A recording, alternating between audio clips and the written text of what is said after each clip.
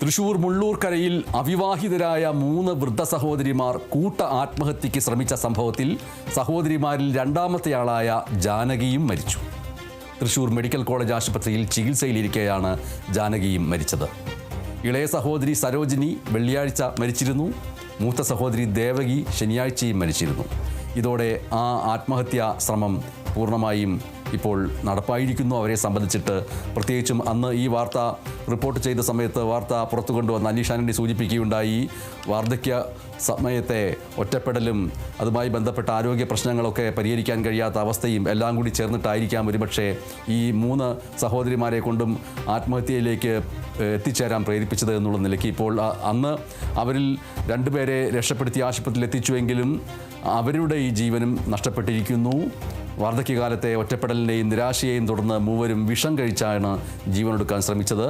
ഈ വാർത്ത അന്ന് റിപ്പോർട്ട് ചെയ്ത അനീഷ് ആന്റണി ഇപ്പോൾ ചേരുന്നു. അനീഷ് ആന്റണി,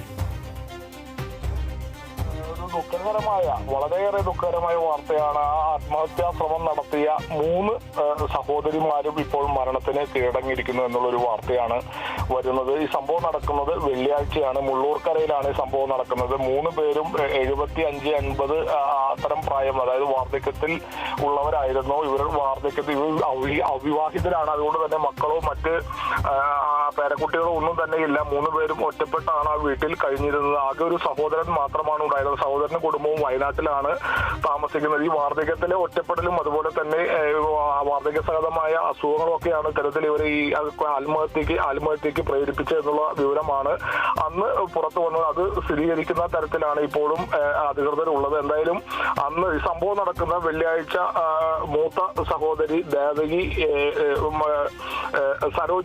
സഹോദരി സരോജിനി വെള്ളിയാഴ്ച തന്നെ മരണപ്പെട്ടിരുന്നു. മൂത്ത സഹോദരി ദേവകി ശനിയാഴ്ചയും മരണപ്പെട്ടിരുന്നു.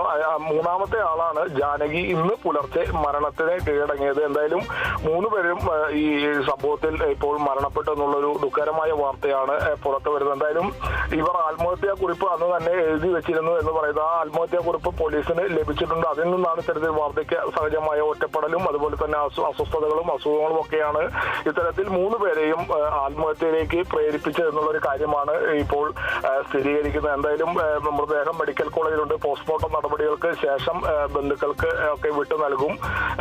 ഞാൻ നേരത്തെ സൂചിപ്പിച്ച പോലെ ദുഃഖകരമായ ഒരു സംഭവമാണ്. 3 സഹോദരിമാർ ഒരുമിച്ച് വിഷം കഴിച്ച് ആത്മഹത്യ ചെയ്യാൻ തീരുമാനിക്കുന്നു. ആ ഒരു തീരുമാനം അവരുടെ തീരുമാനം അത് നടപ്പിലാകുന്ന ഒരു സാഹചര്യമാണ് ഉണ്ടായത്.